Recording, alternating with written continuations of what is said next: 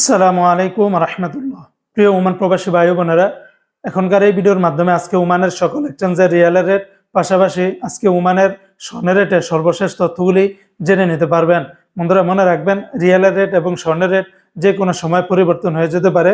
তো আজকে যারা ওমান থেকে 24 ক্যারেটের প্রতি গ্রাম স্বর্ণ ক্রয় করবেন, 58 রিয়াল 250 পয়সা, 22 ক্যারেটের প্রতি গ্রাম 54 রিয়াল 400 পয়সা।